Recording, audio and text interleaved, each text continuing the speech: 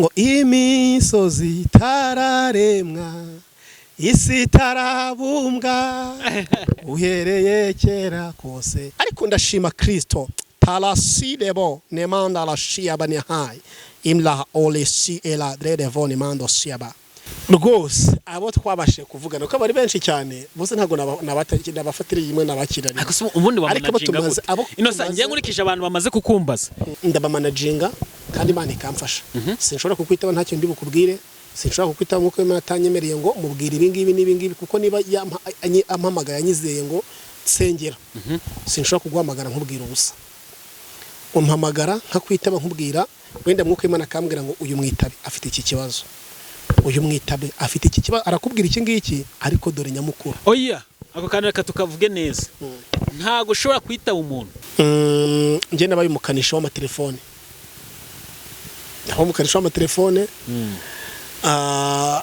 Innocent wabyakira ute umuntu aguhamagara ati Innocent ndashaka kugukoreraho umugisha ngiye kuguha amafaranga ariko amafaranga ngiye kuguhereza cyangwa ngiye kuguha guhereza ngo kusica atari Kinyarwanda cyuzuye amafaranga ngiye kuguha nayo naraye nsambani nk'umukozi w'Imana ariko kana akakubwira ati ngiye ndashaka kugukoreraho umugisha ariko amafaranga nayasambani ibyo bintu wabifata gute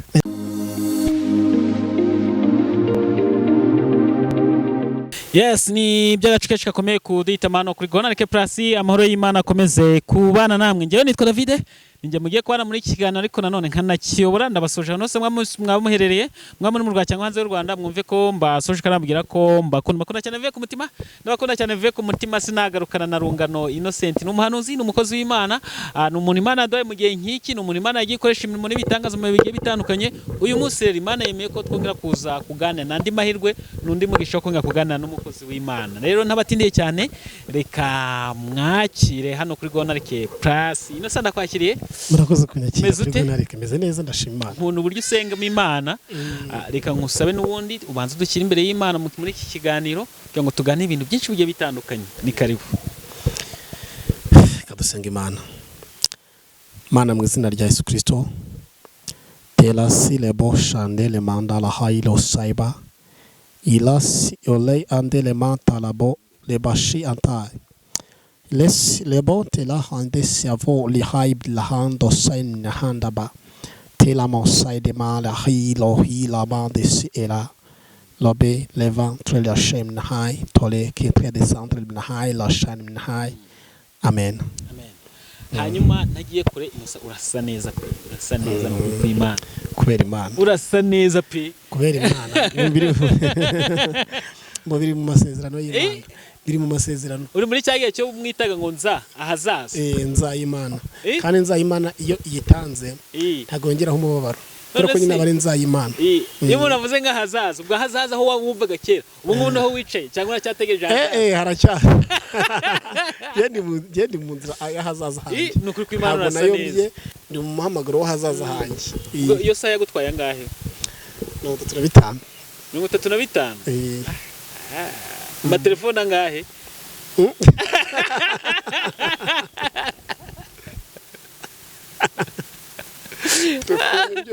abantu bafite amatelefone menshi bisobanuye iki kugira amatelefone menshi kugira telefone imwe ebyiri eshatu bisobanuye iki ubundi telefone hari telefone ukoresha mu kazi waba ukoresha mu kazi na telefone yo kwakira abantu ngo basengere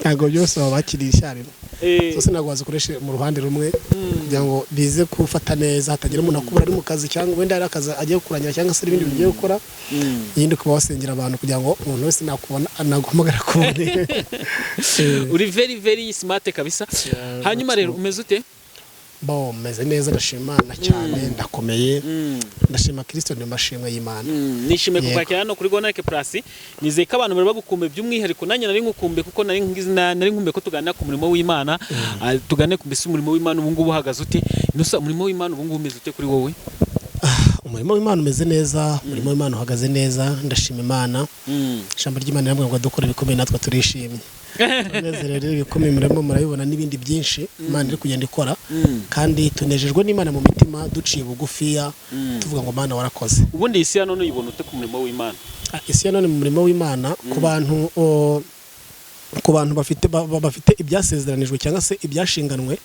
nuvuga ngo uko biravuga ngo uko mwari muri kera mugihamagarwa n'ubu ngubu bari kuba mumeze muri ibi bihe rero ngiye ntawe ndavuga ngo isi yahindutse ku bantu bahindutse ariko abantu batarahinduka batarava mu buntu bw'Imana baracyabona ko gukorera Imana gusenga Imana ibijyanye nyine hari ibintu byaje bimeze ngo ni viziyo ariko mwuka w'Imana nta terambere agira nuko w'Imana nta viziyo agira uko muri mbyijamo kumye navuze ngo uvuze icyo kintu cya viziyo mbita numva abantu bavuga ati gusoma Bibiliya muri telefone ngo ntago ari byiza abandi bakavuga ati ni byiza nta kibazo cyangwa no kuba ihuje na Bibiliya isanzwe yanditse hari nabiza ko Bibiliya ya kera Bibiliya ya kera yaguze wenda muri 75 ariyo Bibiliya ya original wo bifata uti ibyo bintu kabihuza hamwe gute muri Bibiliya kera erega ubundi gusoma Bibiliya gusa ntacyo bifasha umuntu aho ku mwuka w'Imana no wigisha umuntu kumenya Bibiliya ute nuvuga ngo iyo usomye Bibiliya ijambo ritoya hari impamvu birivuga ngo iyo nzira nta muntu uzayeba niyo yaba ari umuswa atarasobanukirwa neza ibijyanye n'ijambo ry'Imana atarasobanukirwa ibijyanye n'ibyisi ariko umuntu agasoma Bibiliya nk'uko Imana azaza muri we amuhe gusobanukirwa neza icyo Bibiliya ishatse kuvuga uko hari abantu basobanura Bibiliya mu buryo butandukanye nuko Bibiliya imeze sometimes ugasanga abantu bakoze amakosa ugasanga abantu wenda bari kugenda bakora ibihabanye n'ijambo ry'Imana bavuga ngo basomye ariko nta kindi gidufasha kumenya no gusobanukirwa mwuka wera kuko ntiwasoma Bibiliya utasenze wayumva nk'igitabo nk'ikindi none se ni gute umuntu afata Bibiliya ya kera yaguze muri 75 akavuga ati niyo yizeho niyo ya original ati yo ngo wapi ni pirate ari mirongo bakuyemo Bibiliya hari za Bibiliya z'urubyiruko urumva hari Bibiliya y'urubyiruko yego itandukanye na Bibiliya y'umuntu mukuru yego ngo Bibiliya y'urubyiruko aho ngaho rero urumva bari muvinzemo ikintu sibyo none se ntuzi ko iyigoda bari muvinze ikintu Bibiliya y'urubyiruko Bibiliya yego y'urubyiruko hari ikintu nyine kiba kituzuye hari 11 ibitarimo niyo mpamvu kenshi Bibiliya ya kera wenda Bibiliya yera Bibiliya yera ni Bibiliya itarahindurwa ariko bavuze ko bashobora kuyihindura Bibiliya gushobora kuyihindura mu bundi buryo akabindi bronko bongeraho akaba n'indi bakuramo ariko ntago biragerwaho niyo mpamvu rero umuntu wasomye Bibiliya cyangwa se ijambo ry'Imana uzi n'agaciro kayo akomere kuri Bibiliya afite ko ibihe nk'ibi ngibi igihe kizagera bakavuga ngo umuntu wese ufite Bibiliya wenda turashaka kugira ngo tubagurane tubahereze Bibiliya shyashya nziza zitandukanye n'izo mwari mufite icyo gihe rero igihe cy'ubuhenebere n'ubugwe kizaba kigeze hafi umunyabwenge rero ni handi umuntu avuga ngo kenyera ikamba ryawe ngo kenyera ikamba ryawe ngo hatagira ngo ambara ikamba ryawe hatagira kwambura ikamba ryawe rero abantu b'iki gihe hari igihe bari gukinisha ibintu byinshi Bibiliya umuntu yifite ayifate neza kandi ayiteho njye ndi kugenda gutya mu nzira nkabona nk'akantu gatoya k'agace ka Bibiliya kashwanyutse ndagafata nkakabika akantu gato agapapuro ushaka kubona Bibiliya uzarebe kenshi ushaka kugira mu rugo rw'umuntu kenshi agiye tujya mu ngo wenda rimwe na rimwe ko umuntu nk'uko Imana akanyuma ngo nijye gusengera umuntu runaka nagera nkasanga wenda hari twa Bibiliya twa kera twisezerano rishya nyine isezerano rishya gusa tumwe nabonaga batanga tugaragara ahantu hose hari hose muri Bibiliya no gasanga abantu bose baratubona abantu benshi ugasanga umuntu noneho karaka Bibiliya yabonye akahita kajugunya ntaga agaciro cyane iyo ngagezeho rero iyo ngagezeho n'abantu badukurikiye baba babyumva nibagende bareba tatu Bibiliya tuba dufite isezerano akenshi kabara cy'igifaransa ikinyarwanda icyongereza igiswahili akenshi n'utwo tubibiliya dutangirwa ubuntu niyo mpamvu David ngeyo ngagezeho hari nk'akantu kanduruwe ndagafata kakabika mu mufuka kakajyana nkakabika kerekepa ahantu runaka kavuga ngo Mana umpereze umugisha kuko navuze ko ijambo ry'Imana itazapfa ubusa ndireba hasi kagafata nkakabika reka noneho tuhite tugaruka ku mpano zawe ubu ngubu abakristo bameze bate abakristo banjye bameze neza barashima Imana bahagaze neza hari abo turimo kuvugana bavuga ati turashima Imana turi mu mashimwe rwose abo twabashe kuvugana uko bari benshi cyane bose ntago nabafatiriye imwe nabakirana ubundi bamunajinga gute Innocent ngiye nkurikije abantu bamaze kukumbaza ni benshi ntago nzi umubare ariko ngiye kubara umubare ni nk'abantu basaga 1000 bamaze kukumbaza bambwa duheze umukozi w'Imana Innocent ngiye baza buri abantu bamanajinga gute kugira ngo ubure n'abantu benshi bagiye batandukanye ari n'umpamagara akahita mbwira ngo none wansengera ngahita mbwira toya wakurikiranye ikiganiro twakwanye kuri YouTube n'umukozi w'Imana tegi tinahenze ngo ni wowe ngahita mubwira ngo ntago ari ngiye ariko yabanje kumbwira ati none wansengera ntago yambwiye turaho meze ute tinababonye gutya yisambwiye ngo none wansengera ubimanaginga gute guhura n'abantu bamwe baza bakubwira ati wansengera abandi bahita baza baguturaho ibibazo abandi baza bakubwira ati natwe tubwira ibyacu ubimanaginga gute ntago ari ubwirasi ariko hari igihe umuntu ampamagara wenda akavuga ngo ndashaka kugira ngo ku cyumweru uzansengere wenda akampamagara kuwa gatandatu wansengera yego iyo ampamagaye kuwa gatandatu rero muha nyuma y'iminsi 3 uko abandi bampamagaye imbere yabo nka nyuma y'iminsi 3 bikagera kuwa gatandatu aribo ndi gusengera rero ndabamanaginga kandi Imana ikamfasha sinshobora kukwitaba ntacyo ndi bukubwire sinshobora kukwitaba nk'uko Imana atanyemereye ngo mubwire ibi ngibi kuko niba ampamagaye yanyizeye ngo sengera sinshobora kuguhamagara nkubwira ubusa umpamagara nkakwitaba nkubwira wenda mwuko Imana akambwira ngo uyu mwitabe afite iki kibazo uyu mwitabe afite iki kibazo arakubwira iki ngiki ariko dore nyamukuru oya ako kantu reka tukavuge neza ntago ushobora kwitaba umuntu nta kintu kigiye kumubwira ntago nshobora kwitaba umuntu nta kintu ngiye kumubwira iyo nitabye umuntu iyo umuntu amamagaye ndareba telefone ako kanyijwe gahita rimanuka kuko Imana akambwira ngo uyu muntu mwitabe akeneye ubufasha uyu muntu mwitabe akeneye ubufata umwuka Imana kanyemeza kumwitaba cyangwa se akambwira ngo oya buretse buri muntu uguhamagaye n'ubufasha akenewe Imana ibanze kabikwereka Imana ibanze kubimbwira erega kenshi uzarebe kwa muganga iyo umuntu arembye niwe baheraho atiteye ku bantu bazindutse nubwo mvuga ngo hari abantu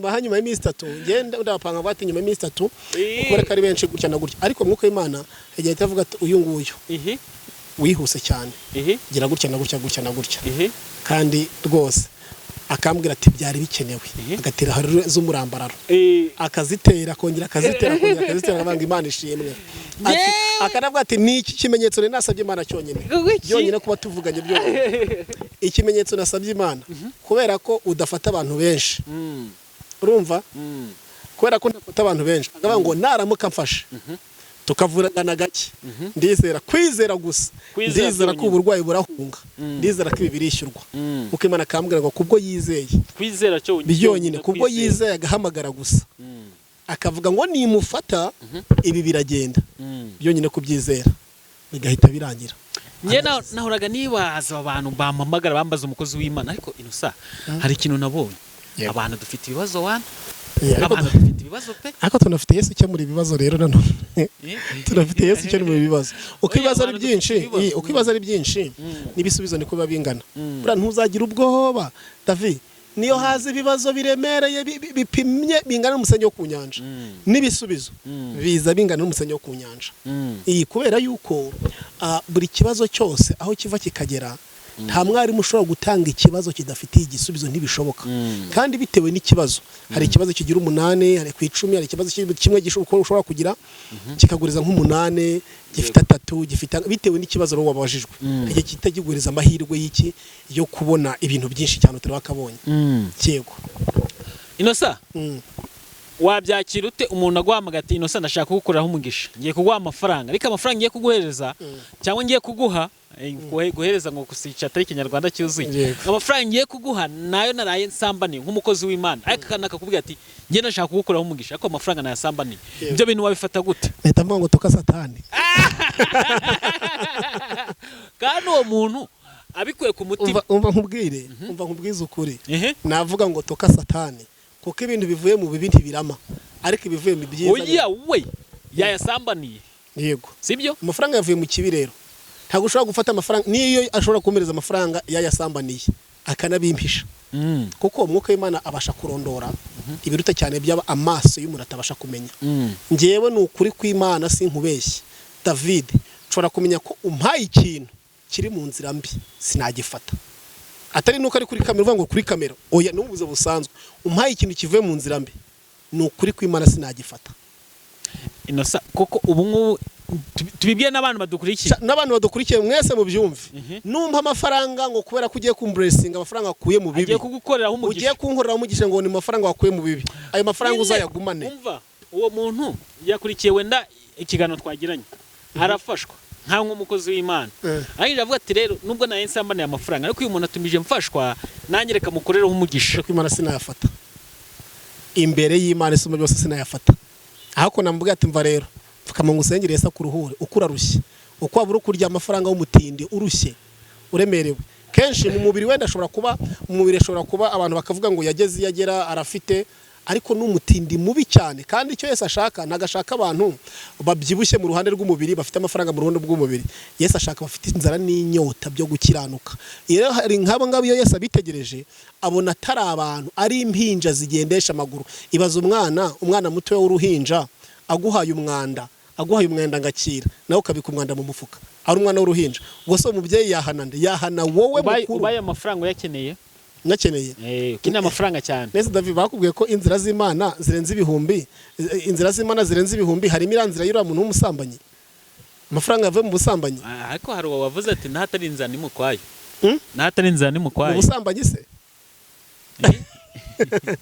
Oya nuvuga ngo ngewe reka nkubwire David, kandi umuntu yarengeje avuga ati niba Imana ibona ko gutabarwa kwawe kuzanturukaho nubwo n'umwanzi wawe izanceho, ariko gutabarwa kwawe kugira ute kuboneke. Ibyo ngibyo ndabyemera. Mose yakuriye kwa Farawo, ibyo ndabyemera cyane. Mose yakuriye kwa Farawo, sibyo? Ariko mu gukunda kwa Farawo hari indangagaciro irafite muri Isiraheli. Urumva? Natwe rero suko abantu batugirira neza n'abaduha akazi, suko ari abanyamwuka n'abanyamubiri pe. Ariko mwakorana mwuka w'Imana uri muri wowe akakwinjiraho, yamara kumwinjiramo agaca bugufiya, akagendera mu bitekerezo byawe. Urumva? Kuko aba bagabo Saduraka, Meshaki na Abedenego bari abanyegano. Urumva? Ariko bageze i Babuloni, ntabwo uyu mwami Nebukadinezari ntabwo yabaciye ngo avuge ngo mwebwe muri abanyegano murambike karakteri zo muri egano. Oya, bo barazikomeje kandi bakomeza gusenga, bakomeza kwizera Imana. Rero aho tujya twewe ntabwo haduhindura, ahubwo twe turahahindura. Niba ari ikiri Imana ishaka, ntabwo Imana ishaka kugira ngo twe tugende urubyiruko ruduhindure, irashaka kugira ngo twe tugende duhindure urubyiruko. Ntabwo Imana ishaka ko isi iduhindura, ahubwo irashaka kugira ngo twe duhindure isi. Nubwo abantu bavuga ngo isi yarahindutse, ngo ibintu byarazambaguye, isi yarahindutse. Umva nkubwire, isi yarahindutse. None se reka nkubwire, muri 2020 yaravuze ngo imisozi itararemwa, isi itarabumbwa, uhereye kera kose. Right now ntabwo isi irahinduka. Yarahindutse tubyemere. Umva nyine ku bantu b'Imana, reka maze nkubwire nyine David, twe iki tubwiye, yatwohereje kugira ngo duhindure isi. Ntabwo isi ari kugira ngo iduhindure, turabyemera. One side isi irahengamye, isi imeze nabi. Ni nayo mpamvu kenshi abantu bataye ibyiringiro no kwizera, abantu bava mu nzira y'umusaraba no kwiringira Imana, ndetse n'amasezerano Imana yabahaye abantu benshi bayavuyemo. Ariko ndagira ngo mbabwire ngo Imana yavuganye nawe wowe dukurikiranye niyo kwizerwa, niyo kwiringirwa. Kandi yavuze urira, ivuga uri mu matage, uri mu bihe bibi, tegereza gatoya, Uwiteka agiye gukora ibintu bikomeye bizatuma bizacanganyikisha abana b'abantu. Kuko uyu Farawo nako uyu Goliyati yigize umuntu ukomeye mu gihe kinini kitari gitoya. Ariko igitondo kimwe Imana imanura Dawidi, umwana wa 7 wo mu muryango wa Yesaya, iramumanura, iramubwira ngo yewe Dawidi, kuko murabizi ko igihe yimikishwa amavuta Imana yohereje Samweli ngo agende ajye kwa Yesaya, ajye kwimikisha umwana uwo ari butoranya mumeneho amavuta. Rero Goliyati aho yarazi ko nyine ari ugezweho, nta muntu uzigera agira ate amusimbura. Ariko ndashima Kristo Talasilebo nemanda la shiaba ne hai imla olesi ela dredevo nemando siaba. Dawidi ari mu shyamba, ibyo yararimo guhuriramo nabyo, aramutse agiye mu ruhande rw'umubiri yavuga ngo nta mahirwe azigera ahabwa. Ariko Imana iri mu imutreninga kuko agiye kuzahura na Goliyati wananiwe abantu bose, ariko kuko ari mu shyamba we azahura nawe akamushobora.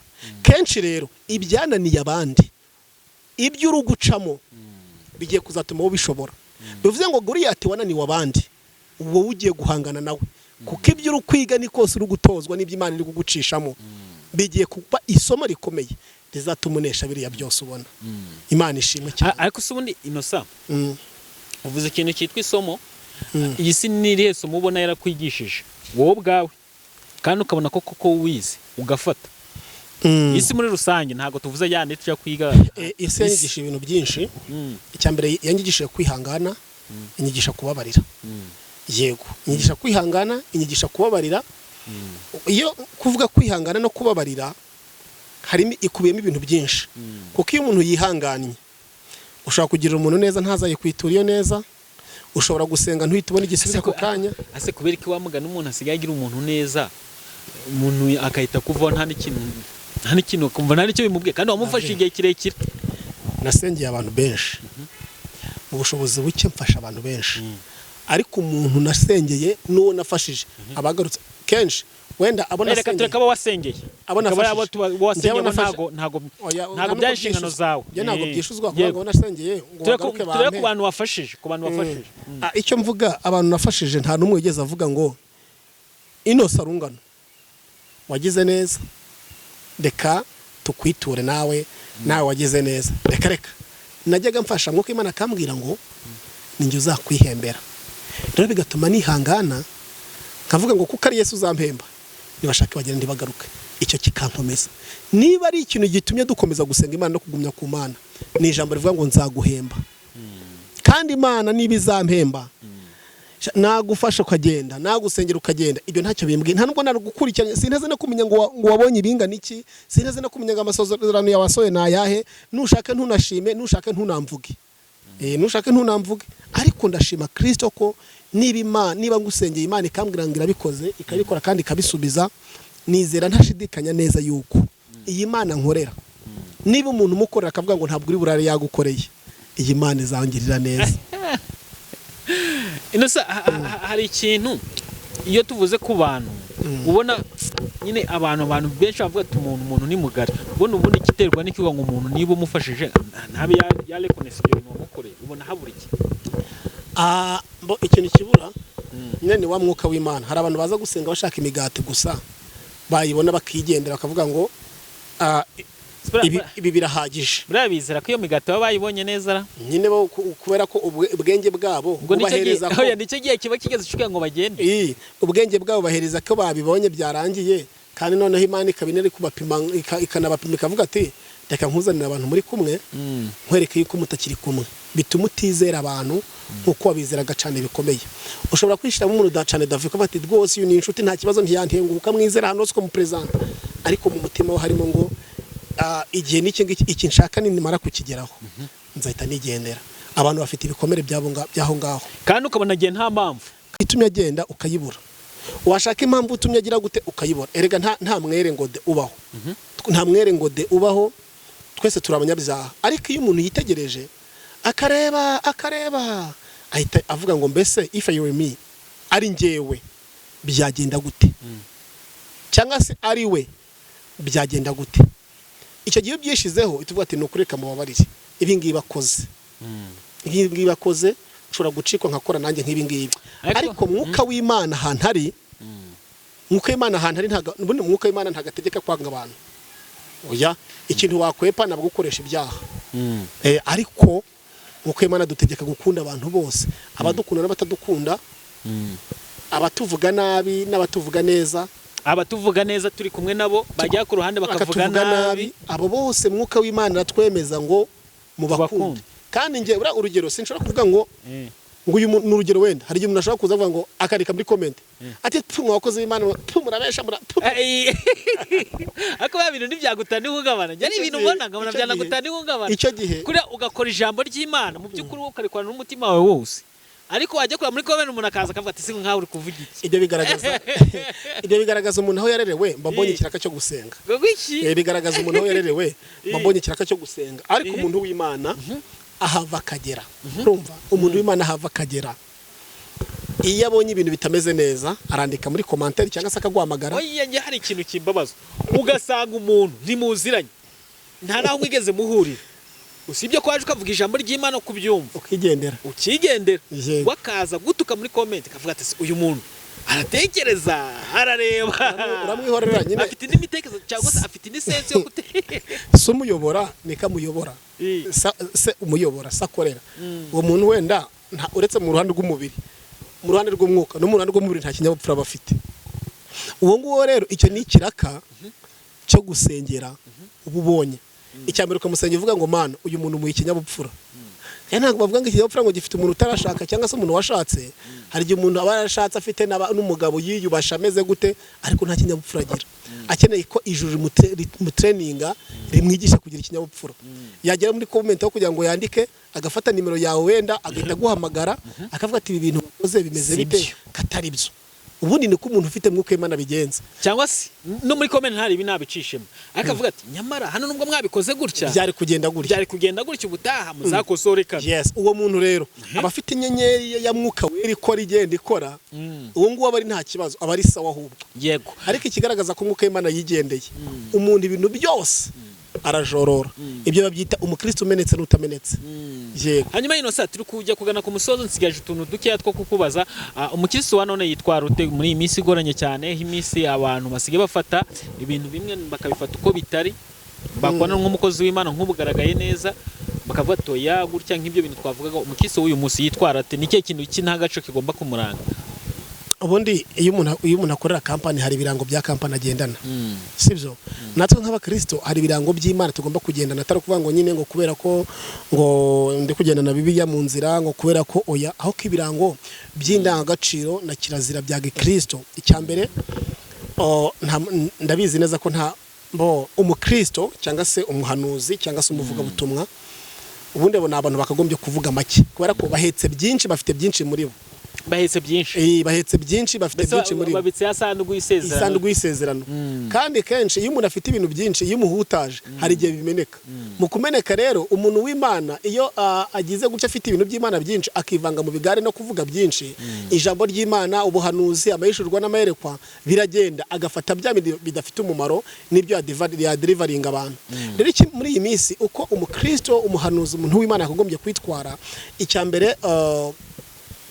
icyambere wenda uko yakagombye kwitwara, yakagombye kuba ariho, ubuzima yakagombye kuba arimo. Yego. Ubuzima yakagombye kuba arimo. Rero icyambere ngiye nkunda kuvuga ngo ngiye nkunda gukora, ngende umukozi buriya nkunda gukora pe. Uretse n'ibyo wenda mwuka w'Imana atwigisha gukora. Umukristo, umuntu w'Imana arihangana agakora bike, agakora ibintu abantu babona ko biciriritse, ariko ibyo bintu byatuma Imana ibihereramo umugisha. Dore impamvu mvuze gukora cyane. Iyo umuntu akoze akabona isabune, akabona icyo kurya, akabona kugira gute, kubeshya arabigabanya, ntagabeshya. Kuko igihe cyose uko nasenga kose nkaburara nkabwirirwa, urumva, kuko Imana iratanga kandi Imana iragaba pe. Katanga kuko n'aba bantu wenda bavuga ngo dusengera tugira gute, umuntu Imana itakwibutse nta muntu wakwibuka. Niyo baba bafite ibya mirenge nta muntu wakwibuka, ijuru ryo ryakwibuka. Urumva, icyambere nashishikaza umukozi w'Imana hava akagera, niba ari indobo y'amagi, niba ari indobo y'ubunyobwa, niba ari avoka, niba ari ibisheke, nagenda bicuruze, abwira Imana ngo Mana waravuze ngo intambwe imwe nzayitera, tuyitere 99 Imana izazitera. Nasenga akizera Imana, agacuruza iyo migati, agacuruza ibyo bisheke, agacuruza iyo avoka, Imana izamu blessing. Ntazahita aboneramo wenda n'abandi batera nk'Imana ikabahamagara, umuntu ukaba yaguhamagara ndetse ukora iki, urumva, akavuga ngo wenda ngiye ndacuruza ibisheke, ndacuruza avoka, ukabona umuntu w'Imana agahita avuga ati mukozi w'Imana, shingiye ku nduru umukozi w'Imana utigeze usabiriza ngo tuguye kandi ukadusengera ngo haye miliyoni, tangira ucuruza. Ahubwo Innocent reka nkubaze kano kabazo. Innocent nyine akabazo ngiye kukubaza, nakaye kazi wakoze, sibyo? Kandi ube hambu tubwize ukuri Innocent, nakaye kazi wakoze? Reka ndeka kuva kari akazi gaciritse, kuko nakazi kagutunze mu bwo buzima. Nyine abantu batumva bavuze wenda ukuntu abantu bavuga nk'akazi k'ubuyede karaciritse, akazi ko wacuruza ibisheke bibicagwa 3 karaciritse, akazi ko gucuruza inyanya kukameza karaciritse. Oya, kuko kagutungiye ubuzima, kaguha amafaranga, ntabwo ari akazi gaciritse nyaboneka. Kukazi mukuba ahubwo gakore neza n'umwete wawe wose. Ahubwo nakaye kazi wakoze kari gacishije bugufi, reka tukikoreshe Kinyarwanda, gacishije bugufi. Aha, kandi ube hambu tubwize kuva nkivuka kugira ubu akazi wakoze ukabona nakaza abantu bakunda gusuzugura, kana kagwa n'amafaranga make, ariko kakaba karagutunye iki ubuzima. Ngewe cyambere nacuruje imigati iniyo mu bashashi, imwe mu dushashi, nagenda kera udushashi tucemewe, naraducuruje. Ino migati nzamuka kuri Nesi, manuka muno mu mujyi, nzamuka mu Kinigi n'amaguru, ngenda nyifashe. Icyo ni kimwe. Kabiri, navuye mu karere ka Musanze njya mu karere ka Gakenke, nzamuka imisozi ndabirinduka, ndi gushaka ahantu ndangura ibisheke, pinguka ahantu bita muri Vunga, mva muri Vunga ndazamuka nkagera kuri Nesi, ndi kugenda n'amaguru nikoreye ibisheke abo ngabo barabizi nkunda gukoresha izina ry'umuvandimwe witwa Eric ni inshuti yanjye bandi mumugisha ayo mateka arayazi twari kumwe icyo gihe nkoresha amasaha ageze muri 12 nagiye saa 9 y'ijoro ngiye kurangura ibisheke hari abagenda babizi saa 9 y'ijoro ngiye kurangura ibisheke ngera izindi saa 5 y'ijoro ntashe mu rugo nikoreye ibisheke icyo gihe banarabitwambura ibyo narabicuruje nyine ujye tubwawe hano na ndi umusore uya nindi umwana mutoya cyane ntashaka akazi wakoze ariko nsenga ndashaka akazi wakoze uri mukuru ndi mukuru rero kwako nuvuga ati none ufite inshingano zanjye ndi ku ishuri nakoze ndi ku ishuri ni Gikira njye nabaye umukanishi w'amatelefone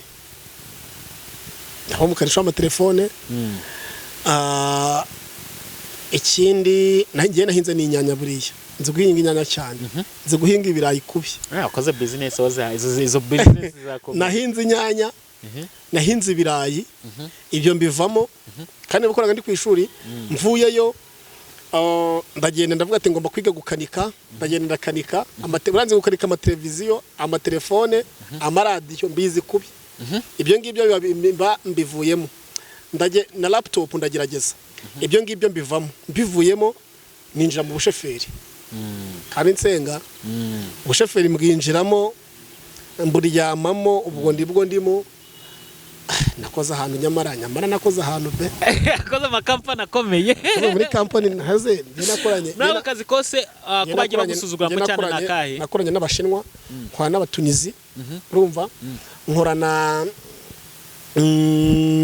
abashinwa abatunizi n'abarabu akazi ko bagusuzuguyemo cyane nakahe abarabu barasuzugura aka kwavuga abarabu cyane ko basuzugura barasuzugura kwezi barasuzuguye ndihangana Imana irantreninga ndihangana ariko Imana ni nyembaraga yego aho turi mu buzima bw'umukristo nyawo umunsi agomba kubaho ariko nanone agasenga Imana agomba kuba mu buzima akora ariko asenga Imana kenshi umuntu akoze akanasenga Imana muri duke yakoze Imana iramu blessing kandi ntukazagira isoni ryo kugira icyo kintu kuba wakora hanyuma ino saha mu Rwanda harimo abavuga butumwa benshi nabe bavuga butumwa ukunda umuvuga butumwa wa mbere ukunda umuntu wese uvugisha ukuri usenga Imana mu kuri no mu mwuka ahereye n'abamuzi ntamuzi butumwa wigisha kumva umeze neza cyane reka nkubwire uretse mwuka w'Imana ashobora kukuyobora agafungura amaso yawe sibyo akakwereka umuntu ngo uyu nguyu ni icyitegererezo nta by'amarangamutima nta byo kuvuga ngo iki n'amarangamutima aba ngo mu Rwanda na icyitegererezo ni Yesu icyitegererezo ni Kristo nta muntu nagira icyitegererezo pe nukuri bura abavuga batumwa bose bo mu Rwanda nta numwe wajyamo icyitegererezo uvuga ati uyu nguyu rwose yagiye kubwiriza ndafashwa aho kuvuga ngo ninde ushaka kuba wakugira inama wenda wavuga ati ukorera ko wahamagara akaba yakugira nk'inama ninde nawe ntawe oya ari abangira inama ni benshi ariko nibura wenda uyu mugabo bita Rutayisire Rutayisire vraiment ushobora ko wamuhamagara akaba yakugira inama sibyo nawe ntago mwize aho ngo ni 30% 30% cyangwa 50% ubwo ni Rutayisire ushobora kuba nahamagara kamubwira ati ni ukuri ndumva bimeze bitya ngira inama mbigenza gute ariko nkanasenga yamara kungira inama nkanasenga muko Imana yanyemerera kubikora ngahita mbikora rwose naho rwose icyitegererezo ubundi ni kimwe ni Kristo yego hanyuma tugiye ku musozo abantu badukurikiye bari buze kugukenera no kukuvugisha inosa ni kintu wababwira ikintu nababwira waba uri umunyabyaha waba usenga uyu munsi wa none ntago Imana yanga abanyabyaha pe Imana yanga umuntu utayumvira kuko ngo Imana ngo yanga umunyabyaha ngikunda umunyabyaha ngikanga icyaha oya ahubwo Imana yanga umuntu utayumvira kuko twese turabanyabyaha ariko tukayumvira tukavuga ngo Mana tubare ku byaha byacu tugashyira hasi ibyo twigira byose Imana ikatubabarira ubu rero nge icyo navuga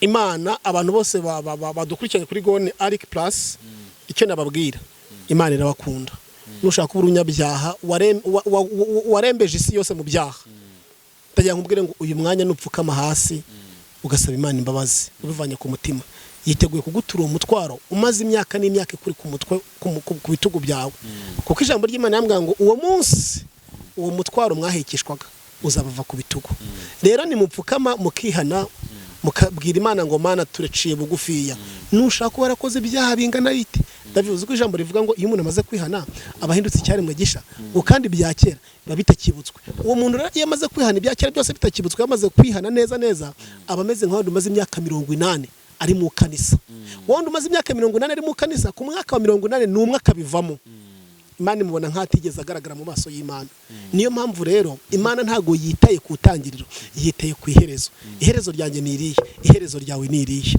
iki Imana ishaka rero urashaka kugira ngo uko dubukeye ndetse uko bwije tuye tuvuga ngo Mana ntago nagutunganiye ntago nitwaye neza umbabarire naho ntibazakubesha ngo uyazarimbuka ngo n'uyu ngo uyazarimbuka oya umukandida numwe ni Yesu wenyine ushobora kuvuga ngo abana b'ubugingo naba abana no kurimbuka naba ngaba ushobora kubaza senga abana bo kurimbuka nabane he abana b'ubugingo naba niba abandi badashaka kumvira Imana badashaka kwemera ko Imana ibayobora badashaka kumvira imiburo y'Imana badashaka kumva umutima namubemerera kugira gute guhinduka umuntu wese wemera guhinduka niyo yaba ari umunyabyaha hameze ati umuntu wese wemera guhinduka uwo muntu aba ari umukandida w'ijuru w'Imana niyo mpamvu rero umuntu utemera guhinduka wese ni umwana wo kurimbuka Bibiliya iravuga mu byahishuwe 5 ngo abana ngo abazajya mu ijuru abari bo imiryango izajya mu ijuru iyariyo ngo umuryango wa Naftali inzove 2,200 umuryango wa Manase inzove 2,200 umuryango wa Benjamin inzove 2,200 umuryango wa Yuda inzove 2,200 umuryango wa Lewi inzove 2,200 umuryango wa Manase inzove 2,200 muri abo ngabo bose bazajya mu ijuru mu muryango y'abayuda wa Manase wa Naftali wande bose wa Gideon umuryango wande abazajya mu ijuru niba bandi bose bazemera guhinduka bakumvira ikimana ibategeka uyu munsi ninsenga ariko simpinduke nukuri nta kabuza inzira yo kurimbuka nyirimo ariko mu gihe cyose nemeye guhinduka nubwo nabandi umunyabyaha igihe cyose nemeye guhinduka nukuri ubugingo nzabubona nzataha ijuru nukuri icyo gihe cyose ubugingo nzabona nawe udukurikiye rero uyu munsi wa none ntuvuge ngo byararangiye Imana yaragutaye Imana yaragusize Imana yarakujugunye oya Uwiteka ari kumwe nawe nushaka uri guca mu bintu bikugoye ukavuga ngo Mana warantaye ukavuga ngo Mana waranjugunye ukavuga ngo Uwiteka waransize oya ntabwo yagusize nta nubwo yagutaye uramutse urebye ibintu inzobo Imana yasibije nangwa se byagusimbukije byari gutuma usaba ugakorwa n'isoni ariko ibyo uri gucamo kabari wowe n'abantu bake babizi wavuga ngo Imana ni nyembaraga hari kiri gutegura ejo hazaza nawe ndakubwira rero uri gusenga uri gutinya icyaha ariko ubukene bukaba ari bwinshi ibigeragezo bikaba biri kwiyongera ariko uri gusenga Imana reka nkubwire ugeze mu gihe cya nyaco kandi komera Imana iri kumwe nawe igihe cyose umuntu w'Imana asenze agasenga ibyo ari gusengera ntahita bibona akabibona bimugoye ibyo bintu bivuye ku Mana ariko igihe cyose umuntu azabona ibintu byose akabibona bije biri kwirukanka byose azamenya ngo ari mu nzira njya kurimbuka ari mu nzira njya kuzimu iby'Imana birya umuntu wihanganye bikarya umuntu waciye bugufiya ndetse wubasha abandi rero humura ibwo uri guca mu bintu bikomeye iby'Imana uri kubisengera ibyo ngibyo ukeneye byose ako kazi wagowe yego wanze gusambana ngo ukabone wanga kwiba ngo ukabone wanga gutanga ruswa ngo uyibone ariko uri gusenga Imana akazi ugiye kubona rero kagiye kuzaba akazi kadasanzwe uwo mugabo ugiye kuzabona azaba umugabo udasanzwe uwo mugore ugiye kuzabona tela silebone manda la hailo side na hai agiye kuzaba umugore udasanzwe iyo business yawe umaze igihe kinini cyane uvuga ngo Mana mba hafi ugacuruza ugahomba ukagerageza bikanga ugiye Imana igiye kunyuranya ibihe igiye gukora ibikomeye bidasanzwe nkuko muri Esiteri havuga 9:1 ngo abayuda bari bafiteho ububasha ngo ariko birahinduka abanzi babo birindira abayuda bagize ububasha ku banzi babo nawe rero umunsi bigiye guhinduka ibyo wacagamo n'ibyo wabonaga Imana igiye kunyuranya ibihe jambo ry'Imana rivuga muri Tangiriro 18:14 rivuga ngo nta se hari kinanira Imana mu gihe cyashizweho oya nta kinanira Imana mu gihe cyashizweho uhumure ukomere ushikame Yesu ari kumwe nawe ugiye kubyara nk'abandi bose ugiye guheka nk'abandi bose telasi lebo onemanda sidrar le antala kotala bi enemando sidrar nubwo iwanyu nta muntu wigeze ukira nubwo iwanyu nta muntu wigeze utera imbere ugiye gutera imbere kubera ko wicomoye mu maboko mabi ukicomeka mu maboko ya Kristo, ugiye gukora ubukwe n'ubwanyu nta muntu wabukoze, ugiye gushima n'ubwanyu nta ari amarira gusa, ugiye kubaka inzu nk'abandi bose, ugiye guseka nk'abandi bose, kubyara byari byaranze ariko bigiye kwemera nk'abandi bose. Kubera iki? Imana iki nicyo gihe cyo kugira ngo iguhamnagura amarira wamaze igihe kinini cyane urira. Iyi ni Imana ikomeye, ntugire ubwoba. Ndimo nkubwira ngo komera, wongere ushikame, amaboko y'Imana ari kuri wowe, ubugari bw'Imana buri kuri wowe, kandi Yesu aje kukwicira abadayimoni, aje kukwicira abazimu mu izina rya Yesu Kristo Nazareti. Amen. Yes, turabashimiye cyane ku bantu bari badukurikiye hano kuri Gonareke Plus. Aka niko kanya twabonye kugana n'umukozi w'Imana. Tumaze kuganira ibintu byinshi, twagane ku buryo bwinshi umuntu yabaho kandi akabaho yishimye, akabaho anezerewe, ndetse twanagane no ku mirimo n'ibitangaza Imana igenda imukoresha, nabyo twabivuzeho.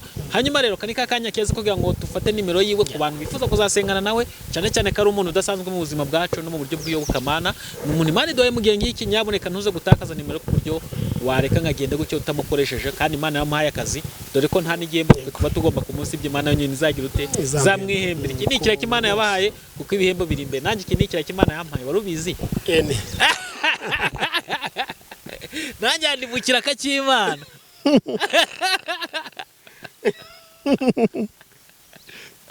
Wari ubizi? Nawe uri mu kazi k'Imana pe. Nawe mu kazi k'Imana. Nawe mu kazi k'Imana. Imana sinkoresha. Imana yakoresha bikomeye, ariko urazi kugira ngo umuntu umuhamagare nguze, ariko ngewe kamubwiye niyo tugiye gukora ikiganiro mba nasengeye David. Tegeze umve ko ndari kiraka cy'Imana. Mukanya nsije ndimo ndakubwira ati mutwe sinzi impamvu uri kurya. Tegeze ko twakoze ikiganiro mutwe kagenda ukira kandi ndimo ndavuga. Cyagiye ntavugaga mutwe waryaga. Wakuryaga. Ariko ubu nagiye mvuga umutwe none wagiye woroha gake gake. Imana iramfasha dushobora gukora ikiganiro. Hanyuma rero Inosa ikarabona nimero yawe ku bantu badukurikiye, ku muntu wifuza gusengana nawe azakubone byihuse. Nimero yanjye nkoresha kuri WhatsApp ndetse no guhamagara. Yego. Ni 0788 25 40 Imana ibampere umugisha. Ushaka kumpamagara ukambura ariko wanditse tukaba twavugana. Imana ibampere umugisha mwinshi cyane, murakoze. Imana bagiriye neza. Amen. Amen. Natwe turagushimiye cyane, wadusoza n'isengesho rigufiya kugira ngo tubohora abantu badukurikiye baparitse amamodoka se, baparitse akazi se, n'akazi nako ni ingenzi, abari baryamye sinavuga ngo babyuke bajye mu kazi, kuko abantu bashobora kuba badukurikiye bari muri situations zigiye zitandukanye. Cyo kanu wari ubabaye nizeye ko yagize ute yabohotse. Yego. None dusoza n'isengesho. Kadusenge. Talasi lebo nimanda la hande si la bonima. La si etala contre demanda shaim nahai. Im la hai d'entre la hob la rouge en de hamanda saido kiaba. Talam la telebo shaidim nahando saile ke talabo talam la telebo shaiba. Irekete de keshandanga la manga nongele vangala ngola halem la hai dengela handa siaba. Tolebo le shai rando ibo hiyo ya le hande. Iradolim lolo shai demande si le bai. La telebo tede ala sive lante konta bi enimando si edrar. Amen. Imana ishimwe cyane.